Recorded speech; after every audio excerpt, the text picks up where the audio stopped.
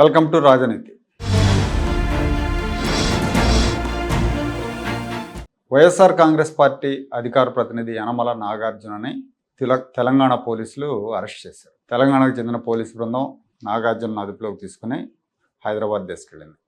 ఇతను అరెస్ట్ చేయడానికి కారణం ఏంటంటే, సాక్షి డిబేట్లో తెలంగాణ ముఖ్యమంత్రి రేవంత్ రెడ్డి గారిని చాలా దిగజారుడు పదజాలంతో విమర్శించాడు. ముఖ్యమంత్రిని వాడు వీడు అంటూ అతను ఒక జొమాటో డెలివరీ బాయ్ లాగా ఉంటాడు, జీవోలు చదవటం కూడా రాదు, ఇంగ్లీష్ రాదని ఎద్దేవా చేశాడు ఇతను. ఇది సోషల్ మీడియాలో వైరల్ అయింది. ఇతని మీద రేవంత్ రెడ్డి అభిమానులు తెలంగాణలో కేసులు పెట్టారు. ఇతని అరెస్ట్ వెనక కథ ఇది.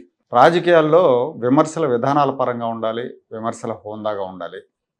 కానీ పరిస్థితి ఎలా తయారైందంటే, వ్యక్తిగత విమర్శల స్థాయి దాటి బూతుల దాకా వెళ్ళిపోయారు. ఈ బూతులకు ఆద్యుడు కేసీఆర్ని బీఆర్ఎస్ పార్టీ కార్యకర్తల అభిమానులు జాతిపిత, తెలంగాణ జాతిపిత అని చెప్తుంటారు. కానీ రాజకీయాల్లో బూతుపిత ఇతను. కేసీఆర్ని ఆదర్శంగా తీసుకుంది ఆంధ్రప్రదేశ్లో వైఎస్ఆర్ కాంగ్రెస్ పార్టీ. ఓడిపోయినా కూడా తగ్గట్ల బూతులతో ఇప్పటికీ ఛాలెంజ్లు చేస్తూనే ఉన్నారు. అంబటి రాంబాబు, పేర్ని నాని లాంటి వాళ్ళు. తెలుగుదేశం నాయకులను తిట్టడం అలవాటు పడ్డ వైఎస్ఆర్ కాంగ్రెస్ పార్టీ నాయకులు రేవంత్ రెడ్డి మీద కూడా అదే భాష వాడారు. చంద్రబాబు లాగా రేవంత్ రెడ్డి చూసి చూడనట్టు ఊరుకుంటారనుకున్నాడేమో ఈ నాగార్జున యాదవ్. తెల్లారేసరికి పట్టుకుపోయారు పోలీసులు. నోటీసులు ఇవ్వలేదు, ఎవరికి ఇన్ఫామ్ చేయకుండా తీసుకెళ్లారని వైసీపీ సోషల్ మీడియాలో గగ్గోలు పెడతా ఉంది. అయితే ఇక్కడ ఒక విషయాన్ని అందరూ గమనించాలి.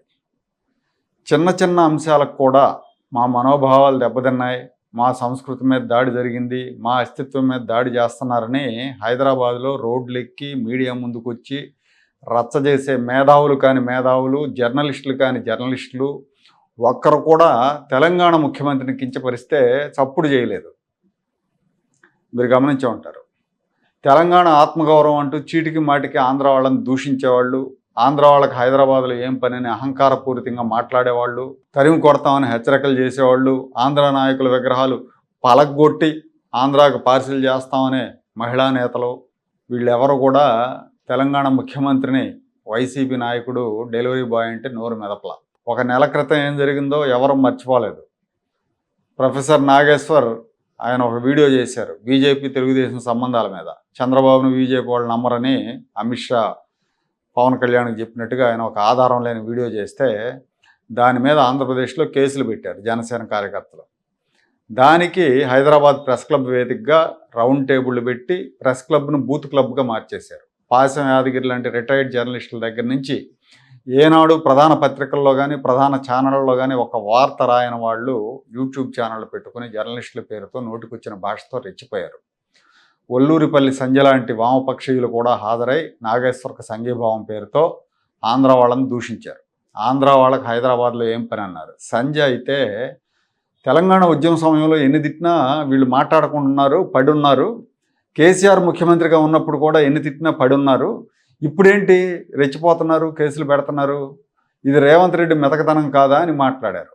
ఒక వామపక్ష ప్రజాసంఘ నేతగా ఉన్న ఒల్లూరుపల్లి సంజయ్ ఆవిడ ఇరుకు బుద్ధికి ఈ మాటల నిదర్శనం. ఆవిడ ప్రాంతీయ విద్వేషానికి ఈ మాటల నిదర్శనం.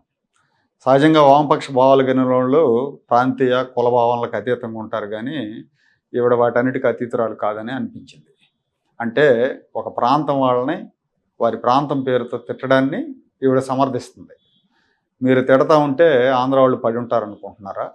మీకు తిట్టే హక్కు ఉందనుకుంటున్నారా? ఈవిడకి పైగా చంద్రబాబు మీద వ్యక్తిగత ద్వేషం కూడా ఉంది. అప్పట్లో ఆవిడ ప్రభుత్వ సర్వీస్లో ఉంటే, ప్రభుత్వ సర్వీస్లో ఉండి విప్లవ గ్రూపుల్లో పనిచేస్తున్నందుకు ప్రభుత్వం సస్పెండ్ చేసింది. ఎప్పుడో 2004కు ముందు చంద్రబాబు నాయుడు ముఖ్యమంత్రిగా పాత రోజులు ఉమ్మడి రాష్ట్రంలో. బహుశా ఆ ద్వేషం కూడా ఉందనుకుంటే ఈవిడకి. తెలుగుదేశం మీదకి అయితే ఒంటికాల మీద వస్తూ ఉంటుంది. ఇక పాసం యాదగిరి ఆయన్ని కూడా అదే తీరు. ఆంధ్ర వాళ్ళని చంద్రబాబుని బూతులు తిట్టడంలో ఇతను పిహెచ్డీ చేశాడు. సభ్యత సంస్కారం ఉండదు, చంద్రబాబుని వాడు వీడు అని సంబోధిస్తుంటాడు. వయసు పెరిగినా ఇతనికి సంస్కారం పెరగలేదంటానికి ఇతని భాష నిదర్శనం. ఈ కేవీఆర్ అని ఒక యూట్యూబర్ అండి, అతను చంద్రబాబు, పవన్ కళ్యాణ్, అమరావతి మీద ఇష్టానుసారం బూతులు తిడితే ఆంధ్రప్రదేశ్ పోలీసులు అరెస్ట్ చేశారు. ఇతని పేరుకే తెలంగాణ వాడు, కానీ ఇతను చేసే వీడియోలన్నీ ఆంధ్రప్రదేశ్ మీదే ఉంటాయి. వైసీపీకి అనుకూలంగా, టీడీపీకి వ్యతిరేకంగా చేస్తుంటాడు. కూటమి పార్టీ జనసేనకు కూడా బూత్ పద ప్రయోగంలో ఇతను నిష్ణాతుడు. అలాంటి వాడిని అరెస్ట్ చేస్తే వీళ్ళు తెలంగాణ ఆత్మగౌరవం, తెలంగాణ సంస్కృతి మీద దాడి, మా మనోభావాలని రోడ్డు ఎక్కారు. ఆంధ్ర వాళ్ళ దాడి అని రోడ్డు ఎక్కారు. అంటే ఏంటి ఏమనుకుంటున్నారు, చట్టం ఎవరికైనా ఒకటే, తెలంగాణ వాడికైనా ఒకటే, ఆంధ్ర వాడికైనా ఒకటే, రాయలసీమ వాడికైనా ఒకటే, కర్ణాటక వాడికైనా ఒకటే, ఏ కులపోడికైనా చట్టం ఒకటే. అంటే మీరు తిడితే తిట్టించుకోవాలి, కేసులు పెడితే తెలంగాణ కార్డు వాడి తెలంగాణ ప్రజలను రెచ్చగొట్టే ప్రయత్నం చేస్తారా? ఒక కేవీఆర్ కాదు, హైదరాబాద్ కేంద్రంగా పనిచేసే యూట్యూబర్లో 300 మంది ఆంధ్ర మీదే వీడియోలు చేస్తుంటారు. ఆంధ్ర వాళ్ళు వీళ్ళ గురించి తెలంగాణ గురించి ఎప్పుడు పట్టించుకోరు. విడిపోయిన తర్వాత వాళ్ళ వాళ్ళు బతుకుతున్నారు. వీళ్ళ మీద వీడియోలు కూడా ఆంధ్ర యూట్యూబర్లు ఎప్పుడో ఒకటే అరుదుగా చేస్తారు, ఒకటో రెండు ఏదైనా సంఘటనలు జరిగినప్పుడు. కానీ వీళ్ళు మాత్రం పని కట్టుకొని లేస్తే ఆంధ్ర వాళ్ళ విషయాలే కావాలి, వాటితోనే డబ్బు సంపాదించుకోవాలి. ఆంధ్రజ్యోతి ఎండి రాధాకృష్ణ గారు రాసినట్టు కేసీఆర్ అధికారంలో లేనప్పుడే ఇలాంటి వాళ్ళు రెచ్చిపోతుంటారు. మొన్న వీకెండ్ కామెంట్లో ఆయన అదే చెప్పారు. కొత్త పలుకులు ఆంధ్రజ్యోతిలో రాశారు. కేసీఆర్ అధికారంలో లేనప్పుడే ఈ ప్రాంతీయ విద్వేషాలు రెచ్చగొడతా ఉంటారు, కేసీఆర్కి రాజకీయ ప్రయోజనం కలిగించేందుకే ఇలా రెచ్చగొడతా ఉంటారని రాశారు ఆయన. అది ముమ్మాటికి నిజమే. ఎందుకంటే చాలా సందర్భాల్లో మనం చూసాం, గతంలో చూసాం, ఇప్పుడు చూస్తున్నాం ఆయన అధికారం కోల్పోయిన తర్వాత. ఇక ఈ నాగేశ్వర్ ఇష్యూ వచ్చినప్పుడు తెలంగాణలో కాంగ్రెస్ మంత్రులు కూడా రెచ్చిపోయారు. పొన్నం ప్రభాకర్, కోమటిరెడ్డి వెంకటరెడ్డి లాంటి వాళ్ళు చాలా దూరం వెళ్ళి మాట్లాడారు. తెలంగాణలో ఆంధ్ర వాళ్ళ దందాలు ఏంటి, ఆంధ్ర వాళ్ళకి అసలు కాంట్రాక్ట్లు ఇవ్వకుండా చట్టం తెస్తామని చెప్పి కూడా మాట్లాడారు.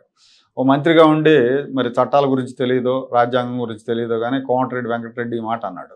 అప్పుడు ఇప్పుడు కేసీఆర్ అధికారంలో ఉన్నప్పుడు, ఇప్పుడు కాంగ్రెస్ పార్టీ అధికారంలో ఉన్నప్పుడు కూడా అక్కడ కాంట్రాక్టులు చేస్తుంది ఆంధ్ర వాళ్ళు ఎక్కువ మంది ఉంటారు కంపేర్ చేస్తే తెలంగాణతో.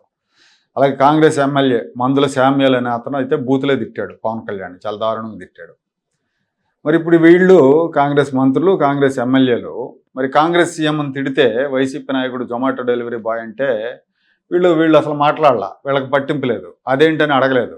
బహుశా పొన్నం ప్రభాకర్కి, కోమటిరెడ్డి వెంకటరెడ్డికి వైఎస్ రాజశేఖర రెడ్డి ఉప్పు తిన్న కృతజ్ఞత ఉందేమో, అది చూపిస్తున్నారేమో. ముక్కు ముఖం తెలియని కేవీఆర్ అనే బూతుగాడిని అరెస్ట్ చేస్తే దెబ్బతిన్న తెలంగాణ ఆత్మగౌరవం 3.5 కోట్ల మందికి ప్రాతినిధ్యం వహిస్తున్న ముఖ్యమంత్రిని అంటే దెబ్బతినకపోవటమే విచిత్రంగా ఉంది. అతను ఎవరో మొన్న మధ్య ఇడుపు కాగితం అని ఒక సినిమా వచ్చింది, ఎవరో పెట్టారు సోషల్ మీడియాలో, ముక్కు ముఖం తెలియనివాడు ఆడు కూడా సోషల్ మీడియాలో ఏం పెట్టాడు, ఇడుపు కాగితం అంటే ఏంటి మాకు అర్థం కావట్లేదు, దీనికి సబ్ టైటిల్స్ ఏమైనా ఉంటాయని ఏదో పెట్టాడు. దాన్ని కూడా ఇష్యూ చేశారు. దాన్ని కూడా ఆంధ్ర తెలంగాణ మధ్య గొడవలాగా, భాషల మధ్య గొడవలాగా క్రియేట్ చేశారు. చిన్న చిన్న విషయాలని పెద్ద పెద్ద ఇష్యూలు చేస్తారు. కానీ ఇప్పుడు సీఎం అంటే ఎవరు మాట్లాడకపోవడమే విచిత్రంగా ఉంది. అంటే బహుశా మనోభావాలు కొందరి వల్లే దెబ్బతింటాయి అనుకుంటా, అందరి వల్ల దెబ్బతినం. రాష్ట్రం విడిపోయి 12 ఏళ్ళు అయింది, ఇంకా ప్రాంతం పేరుతో రెచ్చగొట్టడం జరుగుతూ ఉందంటే దాని వెనకాల కేసీఆర్ రాజకీయ ప్రయోజనం ఉంది. వైసీపీ నాయకుడు తిట్టాడు కాబట్టి, తిట్టింది రేవంత్ రెడ్డిని కాబట్టి స్పందించలేదు, మనోభావాలు దెబ్బతినలేదు, అస్తిత్వం మీద దాడి జరగలేదు, సంస్కృతి మీద దాడి జరగలేదు. అదే తెలుగుదేశం లేదా జనసేన నాయకులు ఏదైనా చిన్నపాటి వివాదాస్పద ప్రకటన చేసినా కూడా నానాయాగి చేస్తారు. బీఆర్ఎస్ నాయకుడు హరీష్ రావు లాంటి వాళ్ళకైతే ఆంధ్ర వాళ్ళ పేరు తలవని తెల్లారదు. అధికారంలో ఉన్నా లేకపోయినా ఆంధ్ర మీద పడి ఏడుస్తూ ఉంటాడు. నిన్నగా మొన్న కూడా ఏదో అన్నాడు, పట్టిసీమకు నీళ్లు తీసుకెళ్తున్నారు, గురువు మీద కృతజ్ఞతతో రేవంత్ రెడ్డి గోదావరి నీళ్లు వదిలేశాడని. మీకు ఇష్యూస్ ఉంటే తేల్చుకోండి. ఇప్పటికీ గోదావరిలో నీళ్లు రోజుకు 70,000 క్యూసెక్లు సముద్రంలో కలుస్తున్నాయి. అందులోంచి ఏదో 10వ వంతు కూడా రావు పట్టిసీమకి.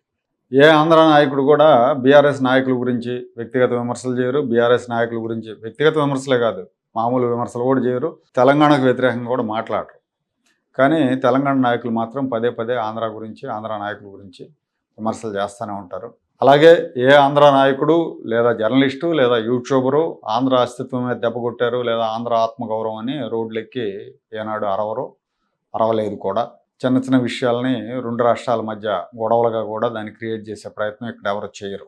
ఇప్పుడు ఈ ఇష్యూలో మనకు అర్థమవుతుంది ఏంటి అంటే, వైఎస్ఆర్ కాంగ్రెస్ పార్టీ నాయకులు తెలంగాణ వాళ్ళని దూషించినా వాళ్ళ మనోభావాలు దెబ్బతినవు. బీఆర్ఎస్ వైసీపీల మధ్య ఉన్న మైత్రి బంధమే దీనికి కారణం అనుకోవాలి. మనోభావాలు దెబ్బతినని రోడ్లెక్కి యాగి చేసే బ్యాచ్ వెనకాల బీఆర్ఎస్ ఉంది కాబట్టి, ఇప్పుడు ముఖ్యమంత్రిని తిట్టింది ముఖ్యమంత్రిని కాబట్టి, బీఆర్ఎస్ ప్రత్యర్థి కాబట్టి అతను, అలాగే తిట్టిన అతనేమో వైఎస్ఆర్ కాంగ్రెస్ పార్టీ కాబట్టి ఇప్పుడు అందరూ గమ్మునున్నారు.